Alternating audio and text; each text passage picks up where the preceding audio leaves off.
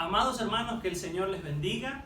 Bienvenidos una vez más a nuestros estudios de las 16 doctrinas fundamentales de las Asambleas de Dios. Hoy vamos a continuar con la doctrina número 1, la inspiración divina de las Sagradas Escrituras, pero en su segunda parte. Vamos antes de comenzar, a repasar un poco de lo que vimos en la primera parte como forma de repaso. En la primera parte leímos el por qué nosotros consideramos divina o inspiración divina las Sagradas Escrituras. Hablamos acerca de lo que la misma palabra dice, de por qué la Escritura es la palabra de Dios, en el sentido de que en 2 de Timoteo 3:16 dice que toda la Escritura es inspirada por Dios y útil para enseñar, corregir, redarguir e instruir en justicia, a fin de que el hombre de Dios esté enteramente preparado para toda buena obra. Hablamos acerca de la relación que existe entre el término inspiración, iluminación y revelación. Hablamos acerca de las características de la inspiración divina, que es divina y no simplemente humana, viva y no mecánica, verbal, no conceptual, plenaria y única. Hoy vamos a iniciar con lo que serían las pruebas de la inspiración divina de las Sagradas Escrituras. La palabra de Dios tiene evidencias de que ella es la palabra de Dios, tanto de manera interna, que es que podemos encontrar pistas o señales o pruebas dentro de la misma Escritura que afirman que ella es la palabra de Dios y respaldan esta aseveración, como también podemos estudiar de forma externa lo que la Biblia dice como verdad. 1. Pruebas internas. Las pruebas internas, o la principal de las pruebas internas que tiene la Escritura para afirmar que ella es la palabra de Dios, es que ella misma dice ser la palabra de Dios inspirada por Él. Los apóstoles proclamaron la inspiración de la Biblia. Uno de ellos fue Pablo en la segunda carta de Timoteo, capítulo 3, versículo 16. Toda la Escritura es inspirada por Dios y útil para enseñar, para redarguir, para corregir, para instruir en justicia. Y el segundo apóstol que lo mencionó fue Pedro en su segunda carta, en 2 de Pedro, capítulo 1, versículo 21. Porque nunca la profecía fue traída por voluntad humana, sino que los santos hombres de Dios hablaron siendo inspirados por el Espíritu Santo.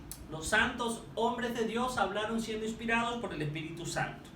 El Antiguo Testamento también reclama la inspiración divina. La frase "y dijo Dios" o sus equivalentes aparecen más de 2000 veces en el Antiguo Testamento como una señal contundente de que los profetas hablaron bajo la inspiración divina. Leemos en Éxodo capítulo 24, versículos del 1 al 4. Dijo Jehová a Moisés: sube ante Jehová, tú y Aarón, Nadab, Abiú y 70 de los ancianos de Israel, y os inclinaréis desde lejos. Pero Moisés solo se acercará a Jehová, y ellos no se acerquen, ni suban el pueblo con él. Y Moisés vino y contó al pueblo todas las palabras de Jehová, y todas las leyes, y todo el pueblo respondió a una voz y dijo: haremos todas las palabras que Jehová ha dicho. Y Moisés escribió todas las palabras de Jehová, y levantándose de mañana, edificó un altar al pie del monte, y 12 columnas según las 12 tribus de Israel. Y Moisés escribió todas las palabras que Jehová había dicho. Así como lo leímos actualmente en Éxodo capítulo 24, también tenemos otros ejemplos en el Antiguo Testamento de cuando el Señor habló y los profetas dejaron escrito "y dijo Dios", o "así dijo el Señor", o "así dio palabra Jehová Dios de los ejércitos". Ejemplos: Levítico 8 del 1 al 5, Samuel en su capítulo 8, Jeremías capítulo 7 versículo 1, Isaías capítulo 1 versículo 2.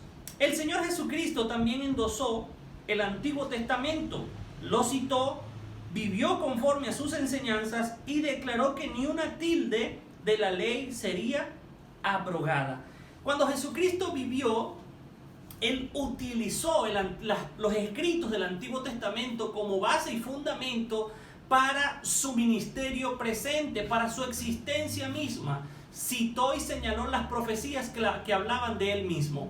Así que al Jesucristo darle validez al Antiguo Testamento y vivir bajo su estatuto, el mismo Jesucristo asevera que el Antiguo Testamento es palabra de Dios. Ejemplo, Mateo capítulo 5, versículo 18. Porque de cierto os digo que hasta que pasen el cielo y la tierra, ni una jota ni una tilde pasará de la ley hasta que toda se haya cumplido. Jesucristo dice que ni una jota ni una tilde de la ley pasará hasta que todo se haya cumplido. En esta expresión, aunque nosotros conocemos como la ley, el Pentateuco, los libros escritos por Moisés, podemos asegurar que bajo el contexto en que son dichas esas palabras, incluye todo el Antiguo Testamento. Podemos también leer en Mateo capítulo 12, versículos 39 y 40. Él respondió y les dijo: la generación mala y adúltera demanda señal, pero señal no le será dada, sino la señal del profeta Jonás. Porque como estuvo Jonás en el vientre del gran pez 3 días y 3 noches, así estará el Hijo del Hombre en el corazón de la tierra 3 días y 3 noches. Aquí Jesucristo una vez más le da sustento a la veracidad del Antiguo Testamento al citar al profeta Jonás. Porque él mismo dice, esta generación demanda señal, pero la señal que recibirán será la señal de Jonás, que así como él estuvo 3 días en el vientre del pez, el Hijo del Hombre estará 3 días en el sepulcro, en la tumba. Lucas capítulo 24, versículos 25 al 27, también son palabras del Señor Jesucristo dándole veracidad al Antiguo Testamento. Entonces él les dijo: oh insensatos y tardos de corazón para creer todo lo que los profetas han dicho. ¿No era necesario que el Cristo padeciera estas cosas y que entrara en su gloria? Y comenzando desde Moisés y siguiendo por todos los profetas, le declaraba en todas las escrituras lo que de él decían. Note usted lo que dice Jesucristo. La palabra dice que Jesucristo, empezando por Moisés, pasando por todos los profetas, les enseñaba lo que las palabras decían, lo que la palabra decía acerca de él, lo que la palabra manifestaba acerca de su venida. Por lo tanto, así como en Mateo, él dijo la palabra ley, así en Mateo 5:18, así como en Mateo 12:39 al 40, él citó a Jonás. En Lucas 24, 25 al 27, él le da sustento a todo el Antiguo Testamento al asegurar que Jesucristo habló desde Moisés hasta los profetas, hablando de él y lo que la palabra decía de él. Lo siguiente que tiene la Escritura, más allá de ellas mismas afirmar ser inspiradas por Dios, es su unidad de pensamiento. A pesar del tiempo, 1600 años aproximadamente que tardó la palabra en completar sus 66 libros, y la cantidad de escritores que intervinieron en la formación de la Sagrada Escritura de la Biblia, que son aproximadamente 40, procedentes de diferentes niveles sociales, de diferentes culturas, reyes, estadistas, sacerdotes, médicos, agricultores, pescadores. Muchos de ellos nunca se conocieron ni leyeron los libros de los otros o las cartas escritas por los demás. Sin embargo, la Biblia posee una maravillosa unidad de pensamiento. Toda ella apunta al plan redentor de Dios en la persona de su amado Hijo Jesucristo. Cuando hablamos acerca de la unidad de pensamiento, estamos hablando de la capacidad que tiene la Escritura de nosotros poder empezar a leer Génesis y poder hilar versículos del Génesis con versículos del Nuevo Testamento y parecieran escritos al mismo tiempo. Cuando Moisés escribió el Pentateuco, los 5 libros del Pentateuco, era aproximadamente entre 1500 y 1400 antes de Jesucristo. Y el libro de Apocalipsis, el último libro escrito del Nuevo Testamento, era aproximadamente el año 100 después de Jesucristo. Por lo tanto, cuando usted puede leer desde Génesis o Samuel, Salmos, Proverbios, y asimismo ir al Nuevo Testamento, a cualquiera de las cartas de Pablo, y sentir que está leyendo el mismo libro, eso es un milagro del Señor. Porque usted puede notar que a pesar de que los 66 libros fueron escritos aproximadamente por 40 hombres distintos, usted puede notar que la inspiración viene del mismo Dios, porque usted puede percibir que no hay diferencias entre ellos, no se contradicen, se reafirman, mantienen la misma línea del pensamiento, la misma inspiración, la misma sanidad doctrinal. Esto usted lo va a notar cuando usted intenta agarrar otro libro e insertarlo a las escrituras. Automáticamente usted nota que aquel libro que usted está intentando insertar no concuerda, no compagina, no se siente ni se piensa igual. Y esto lo veremos un poco más adelante en los libros apócrifos. Otra cosa que tiene la palabra del Señor es su inigualable frescura. La escritura se está leyendo desde aproximadamente 1500 años antes de Jesucristo. Y si hoy estamos en el año 2020, podemos redondear que desde que la palabra se está escribiendo y leyendo, han pasado 3500 años y la palabra no ha dejado de estar vigente. ¿Cuántos de nosotros, pasando por un momento de necesidad, no leemos el Salmo 23 y podemos sentir lo mismo que sintió David el día que lo escribió? ¿Cuántos de nosotros, cuando estamos o sentimos que estamos pasando por alguna angustia, por algún peligro, leemos el Salmo 91 y sentimos ese cobijo, esa protección del Señor? ¿Cuántos de nosotros, cuando estamos pasando por momentos de duda, de flaqueza, vamos a Juan capítulo 3:16 y leemos que Dios nos amó de tal manera que dio a su Hijo, y no nos sentimos en el mismo lugar y momento en que Juan escribió esas palabras? Esto es algo que solamente la Biblia puede ofrecer. Hay libros que, por más que a usted le guste, usted puede escoger el libro favorito que usted tenga fuera de la Biblia y no lo va a poder leer tantas veces y sentirlo cada vez nuevo, cada vez fresco, cada vez renovado como la palabra del Señor. Usted hoy puede leer un libro de Salmos, el que usted quiera, de Proverbios, y cerrar la Biblia y volver al mes, y usted va a sentir que la palabra sigue estando vigente, como recién escrita, nueva, porque a pesar de que las letras fueron escritas hace siglos, el que la inspiró, el Espíritu Santo, sigue estando con nosotros todos los días, dándole veracidad y accionar fuerza a la palabra que le inspiró. Por eso la Escritura hoy sigue transformando vidas, porque sabemos que ella es viva, que es eficaz, porque desde que fue escrita hasta el día de hoy, la palabra sigue generando efectos y resultados en la vida de las personas. Cuarto, sus muchas profecías cumplidas. Nadie, absolutamente nadie, ni tan el famoso Nostradamus, puede ser tan certero, tan veraz, tan específico y tan puntual en las profecías que se han cumplido como la Escritura. Las Escrituras detallan muchas profecías que se han cumplido a cabalidad. Estadísticamente es poco probable que hechos señalados para un futuro lleguen a suceder con precisión. Pero la Biblia no solo predice hechos, sino también señala personas que habrían de existir en tiempos postreros y se han cumplido con exactitud. Un ejemplo tenemos en el libro de Daniel, cuando el Señor muestra aquel sueño de la estatua de oro, de plata, de bronce, de hierro, y podemos ver cómo cada una de esas interpretaciones se cumplió en los imperios babilónico, medo-persa, griego y romano, porque Dios le mostró a Daniel las profecías de lo que había de venir, y todavía sigue siendo la profecía de las 70 semanas de Daniel un cronograma exacto y específico de los acontecimientos preparados para el fin de los tiempos. Como ejemplo quiero que leamos dos versículos bíblicos. Uno está en Salmos capítulo 22, versículo 1 y versículo 18. Dios mío, ¿por qué me has desamparado? ¿Por qué estás tan lejos de mi salvación y de las palabras de mi clamor? Salmo 22:1. Dios mío, ¿por qué me has desamparado? Un libro escrito siglos antes de tan siquiera el nacimiento de Jesucristo.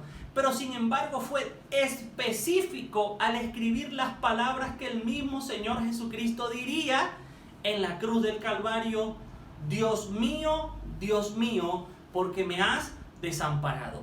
Salmo 22, versículo 18. Repartieron entre sí mis vestidos y sobre mi ropa echaron suerte.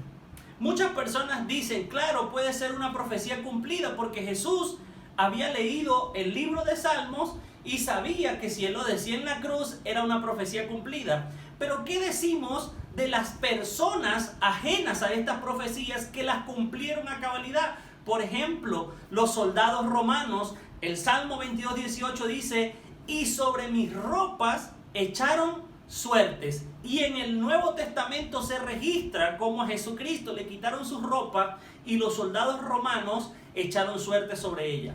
Ahora leemos en Isaías capítulo 53, versículos 3 al 5. Despreciado y desechado entre los hombres, varón de dolores, experimentado en quebranto, y como que escondimos de él el rostro. Fue menospreciado y no lo estimamos. Ciertamente llevó él nuestras enfermedades y sufrió nuestros dolores, y nosotros le tuvimos por azotado, por herido de Dios y abatido. Mas él herido fue por nuestras rebeliones, molido por nuestros pecados. El castigo de nuestra paz fue sobre él, y por sus llagas fuimos nosotros curados. Isaías 53 relata con especial exactitud lo que sería la pasión de nuestro Señor Jesucristo hasta morir siendo crucificado en la cruz del Calvario. No tan solo habló y describió el padecimiento que él sufriría, de los azotes, del maltrato, de la llaga en la que se convertiría su cuerpo, llevando sobre sí nuestros pecados, sino que automáticamente habló de todo lo que sería resultado de ese sacrificio, como es la sanidad de nuestras enfermedades y el perdón de nuestros pecados. Esto es hablando acerca de las evidencias internas. No extendemos más la cantidad de versículos porque hay muchísimos más, porque las doctrinas son la introducción a lo que vendría siendo los conocimientos teológicos. Y la intención es que usted desarrolle una base, pero poco a poco pueda ir llenando, educándose, ilustrándose más en el amplio conocimiento que la palabra del Señor tiene para darnos. Ahora vamos a leer las evidencias externas de que la palabra del Señor, de que la Biblia tiene algo que los demás libros no pueden dar. Punto 1. Su extraordinaria circulación. Esta Biblia, así como nosotros la conocemos, tiene siglos andando por el mundo. Los primeros libros, como ya los he mencionado, desde los tiempos de Moisés, pasando por siglos y décadas mientras se iban añadiendo libros al Antiguo Testamento. Luego Jesucristo llega a dar apertura a lo que sería el Nuevo Testamento, el Nuevo Pacto, y los escritores bíblicos, Mateo, Marcos, Lucas, Pablo, Pedro, Santiago, Juan, y cada uno con sus libros, hasta que por fin logramos compilarlos y hacer un solo libro. Y desde que la Biblia se ha convertido en un solo libro, y mayor aún desde que se logró imprimir, la Biblia no ha parado su circulación. Nunca ha existido un libro en la historia de la humanidad que se compare a la Biblia. En lectura, en búsqueda, ¿cuántas personas no han dicho que solamente con Dios y con la Biblia se puede gobernar bien un país? Ahí tenemos a George Washington. Personas en todas las épocas, en todas las eras, en la mayoría de los imperios, ha leído la Biblia en algún momento. Y peor aún, hay personas que han intentado destruir la Biblia y no han podido. La Biblia es el libro más leído, más traducido, más vendido y más esparcido en el planeta como ningún otro.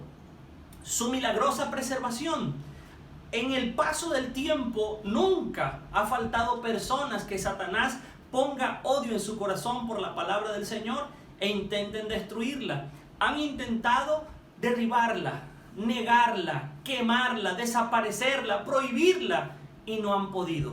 Se trata de que solamente el poder de Dios obrando en el corazón de los hombres los puede convencer de que esta es su palabra. Hay personas que han arriesgado su vida para traducir la Biblia, han dado su vida para llevarla a países donde no ha estado, y todavía siguen obrando hombres y mujeres que son movidos por Dios para hacer esta obra, porque saben que en esta palabra hay vida. Ninguna otra persona ha hecho algo parecido por un libro de Romeo y Julieta o de Don Quijote de la Mancha. Solamente la palabra del Señor causa ese efecto en las personas porque tiene el respaldo de Dios. Y tercero, su influencia benefactora sobre los seres humanos. Hay muchos libros hermosos, no lo podemos negar. Hay excelentes obras literarias, hay bellísimos libros de poemas. A las personas que nos gusta la lectura hemos leído cualquier cantidad de libros, pero ninguno causa el mismo efecto en la vida de las personas como la Biblia.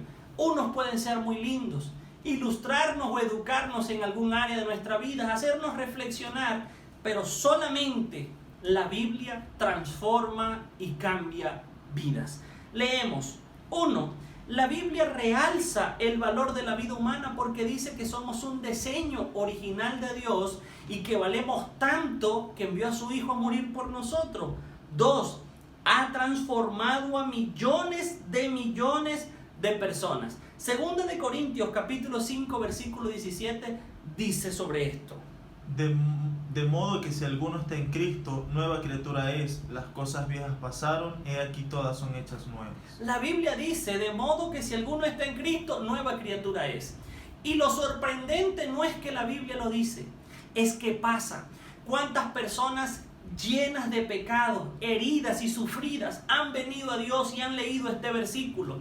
Y han venido con vidas deshechas. Y cuando han leído este versículo, el Señor ha confirmado en sus corazones que el que se humilla y se arrepiente ante el Señor es una nueva criatura. Y vemos personas transformadas como nada en este mundo puede transformarlas, porque la Biblia transforma desde la mente y el corazón de la persona.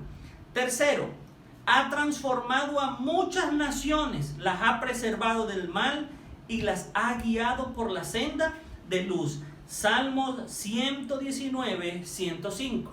Lámpara es a mis pies tu palabra y lumbrera a mi camino. Lámpara es a mis pies tu palabra y lumbrera a mi camino. Proverbios dice, el principio de la sabiduría es el temor a Jehová. ¿Cuántas personas no han encontrado sabiduría a nivel mundial leyendo la Escritura? Y más aún cuando estas personas son las que dirigen o rigen naciones. Cuando el justo gobierna, el pueblo se alegra, dice el Señor. Así que cuando una persona que está en eminencia se deja guiar por la palabra del Señor, aún las naciones son bendecidas, y esto lo hemos visto a lo largo de la historia. Seguimos. Irradia luz espiritual sobre los hombres. El Señor dice en su palabra, porque yo soy la luz del mundo, y el que viene en mí ya no vivirá en tinieblas. En su palabra el Señor también dice que porque nosotros somos la luz del mundo y somos la sal de la tierra. Nosotros en la palabra encontramos la luz de Cristo, y al iluminarnos nosotros nos convertimos en reflejos vivos de la presencia del Señor e iluminamos la vida de las personas que nos rodean. Libertad a los cautivos espirituales. Juan capítulo 8 versículo 32. Y conoceréis la verdad, y la verdad os hará libres. Y conoceréis la verdad. ¿Cuántas personas actualmente no viven en contiendas diarias con otras personas, defendiendo sistemas políticos, sistemas religiosos, ideologías, defendiendo puntos de vista, y nunca llegan a un punto en común? Solamente la Escritura dice, y conoceréis la verdad, y la verdad os hará libre. La palabra es la verdad, y la palabra dice que Jesús es la verdad. Así que cuando nosotros conocemos la palabra del Señor, ellas dan testimonio de Jesucristo. Entonces también creemos en Jesucristo, y eso nos hará libres, porque la misma palabra dice, y al que el Hijo del Hombre libertare, éste será verdaderamente libre. fomenta el amor y la igualdad entre todos los hombres. Marcos 12:31 dice: Y el segundo es semejante: amarás a tu prójimo como a ti mismo. No hay otro mandamiento mayor que estos. Al Señor Jesucristo le preguntaron: Señor, ¿cuál es el mayor y más grande de todos los mandamientos? Y Jesucristo dijo: fácil, amarás al Señor tu Dios de todo tu corazón, con toda tu alma, con toda tu mente y con todas tus fuerzas. Pero Jesucristo no se quedó allí, sino que dijo: y el segundo es semejante: amarás a tu prójimo como a ti mismo. Lo principal es amar a Dios por sobre todas las cosas. Y lo segundo es amar a nuestros prójimos como nos amamos a nosotros mismos. Juan 13:34 dice: Un mandamiento nuevo os doy, que os améis unos a otros, como yo os he amado, que también os améis unos a otros. Jesucristo dijo: un nuevo mandamiento os doy, que améis los unos a los otros. El Señor también añade más adelante: porque en esto sabrán que son mis discípulos. Y dice también la palabra del Señor en Gálatas 3:28: ya no hay judío ni griego, no hay esclavo ni libre, no hay varón ni mujer, porque todos vosotros sois uno en Cristo Jesús. No hay esclavo, ni libre, ni judío, ni griego, ni varón, ni mujer, porque todos son uno. Somos iguales delante del Señor. Cuando el Señor Jesucristo murió en la cruz del Calvario, murió por todos, para darnos la oportunidad a todos por igual de que pidamos perdón por nuestros pecados, lo confesemos como nuestro Señor y Salvador y podamos alcanzar misericordia. No hay mayor gracia para unos que para otros. El Señor se entregó sin medida por amor a todos nosotros. Ahora, vamos a hablar acerca de lo que es la inviolabilidad de la Biblia. La palabra del Señor está compuesta de 66 libros, estudiados, debatidos, discutidos por siglos para estudiarla como la verdad. Durante este tiempo muchas personas han intentado quitarle o añadirle a la palabra, pero vamos a leer acerca de una advertencia que la misma Escritura da acerca de esta práctica. Dice la palabra del Señor en Apocalipsis capítulo 22, versículos 18, 19 y 20. Yo testifico a todo aquel que oye las palabras de la profecía de este libro. Si alguno añadiere a estas cosas, Dios traerá sobre él las plagas que están escritas en este libro. Y si alguno quitare de las palabras del libro de esta profecía, Dios quitará su parte del libro de la vida, y de la santa ciudad, y de las cosas que están escritas en este libro. El que da testimonio de estas cosas dice: ciertamente vengo en breve. Amén. Sí, ven, Señor Jesús. Ahora, Juan, cuando termina de escribir el libro de Apocalipsis, deja una advertencia. Esta profecía queda sellada. Nadie puede añadir ni quitar.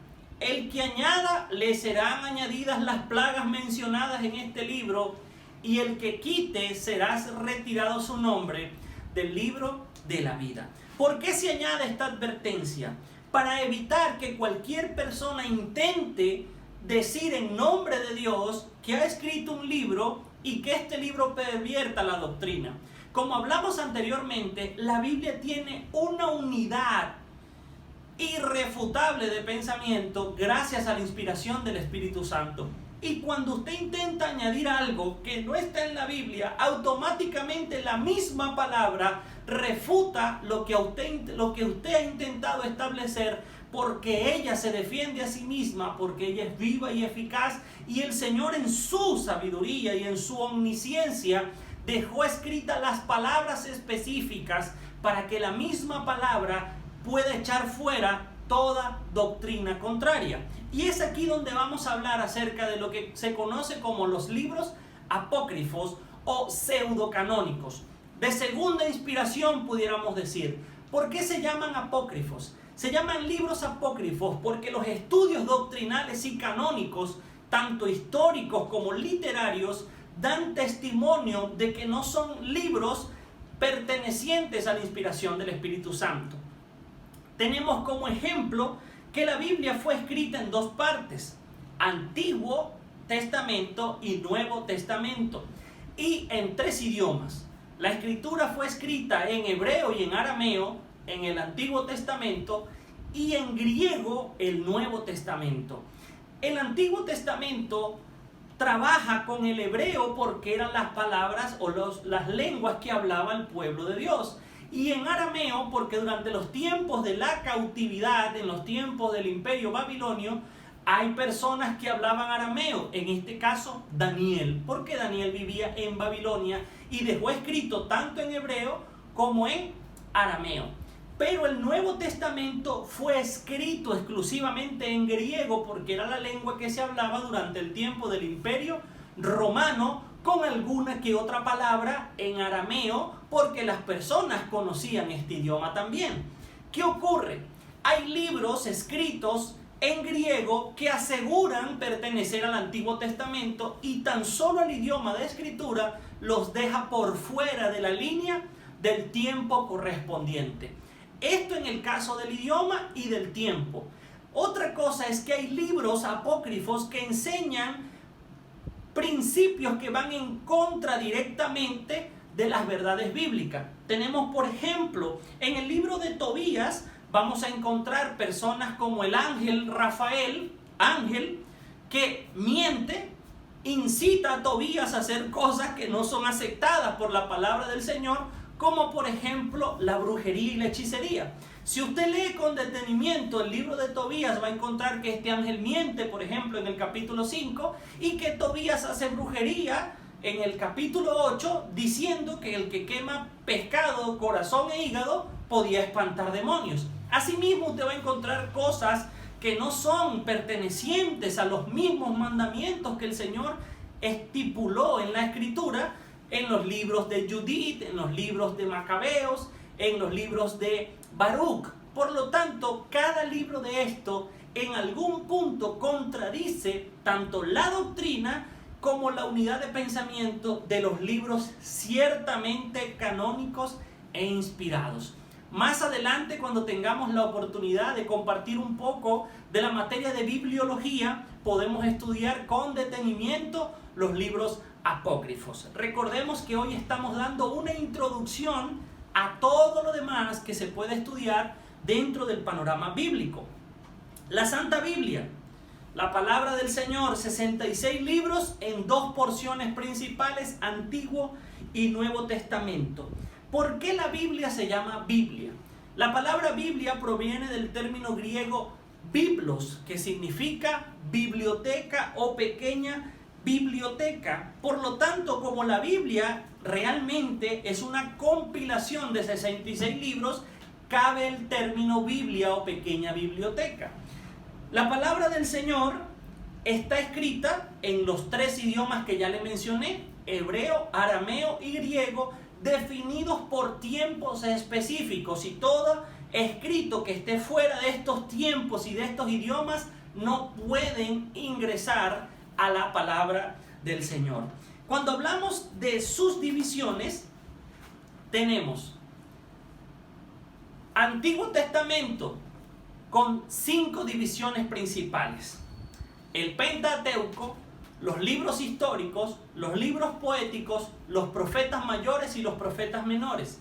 En el Nuevo Testamento tenemos los evangelios, el libro histórico, las epístolas y el libro profético, que es el libro de Apocalipsis. Vamos a estudiarnos de manera superficial cada uno de estos. Pentateuco, la palabra Pentateuco, que significa 5 libros o compilación de 5 libros, los cuales son Génesis, Éxodo, Levítico, Números y Deuteronomio. Los siguientes libros son los libros históricos, los cuales son 12, que son el libro de Josué, Jueces y Ruth, el primer y el segundo libro de Samuel, el primer y el segundo libro de Reyes y el primer y el segundo libro de Crónicas, Esdras, Nehemías y Esther.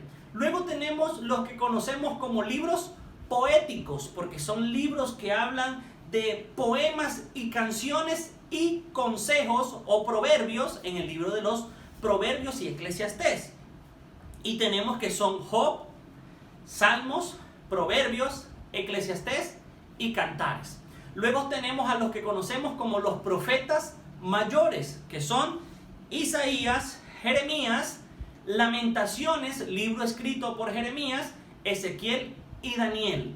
En este caso, son conocidos como los profetas mayores no por su edad o por su importancia, sino por la profundidad y la cantidad de sus profecías escritas, el tamaño de sus libros y de lo que abarcan. Y en el caso de los profetas menores, se llaman profetas menores por este mismo, por lo reducido de sus libros, de sus capítulos y de la cantidad de profecías. Cuando vamos a los profetas menores, tenemos a Oseas, Joel, Amós, Abdías, Jonás, Miqueas, Nahum, Habacuc, Sofonías, Ageo, Zacarías y Malaquías. Allí tenemos los 39 libros del Antiguo Testamento.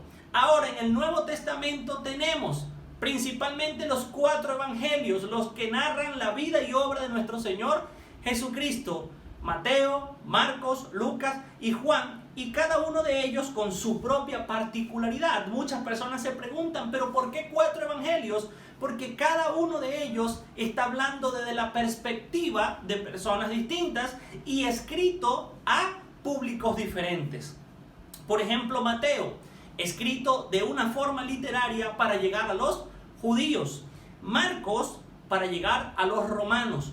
Lucas, en su riqueza literaria, considerado el más bonito de los 4 evangelios, va dirigido a los griegos. Y Juan, considerado el evangelio universal, habla de un evangelio para todos los hombres, porque muestra a Jesucristo como el Salvador del mundo.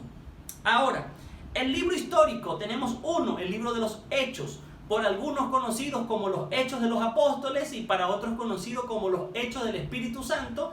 Es el libro histórico el cual relata la historia de la iglesia primitiva inmediatamente después de la ascensión de nuestro Señor Jesucristo. Luego tenemos las epístolas, las cuales son 21 epístolas divididas entre epístolas paulinas y epístolas universales. Dentro de las epístolas tenemos a Romanos, primera y segunda carta a los Corintios, carta a los Gálatas, carta a los Efesios, carta a los Filipenses, carta a los Colosenses, primera y segunda carta a los Tesalonicenses, primera y segunda carta a Timoteo, carta a Tito, carta a Filemón, carta a los Hebreos, la carta de Santiago, primera y segunda epístola o carta de Pedro, primera y segunda y tercera cartas de Juan y la de Judas. Y por último tenemos el libro profético, el único libro profético del Nuevo Testamento, el cual es el libro de Apocalipsis. ¿Con qué queremos cerrar el estudio de esta doctrina? Es importante conocer por qué la Biblia es la palabra inspirada por Dios. Principalmente nosotros, para poder decir que somos cristianos evangélicos, que somos hijos de Dios y que nosotros tenemos un mensaje que decirle al mundo, y es que Jesucristo es vida y salvación, debemos entender y creer la Sagrada Escritura. Porque así como nosotros creemos en Dios y defendemos la palabra del Señor, afuera hay multitudes de personas intentando levantar falsas doctrinas, falsas religiones, falsas sectas, con la única intención de engañar a las personas. La misma palabra dice que si alguno intentare predicarnos un evangelio distinto al que está contenido en esta palabra, tengámoslo por anatema, por algo que no es aceptado delante del Señor. Por eso debemos conocer la palabra a cabalidad. Un consejo: estudien la Biblia, léanla con pasión y con ánimo. Como dice el Salmo capítulo 1, bienaventurado el varón que no anduvo en consejo de malos, ni en sillas de escarnecedores se ha sentado, sino que en la ley de Jehová está su delicia y en ella medita de día y de noche. ¿Qué nos dice la palabra? Que si nosotros meditamos en ella, la estudiamos, la vivimos, la hacemos nuestra, seremos como árboles sembrados junto a corrientes de agua, que daremos fruto en nuestro tiempo y nuestra hoja nunca caerá. Les recomiendo memorizar los libros de la Biblia, no son muchos, 66, 39 en el Antiguo y 27 en el Nuevo. Que el Señor les bendiga, que el Señor les guarde y nos vemos en el estudio de la doctrina número 2. Dios les bendiga.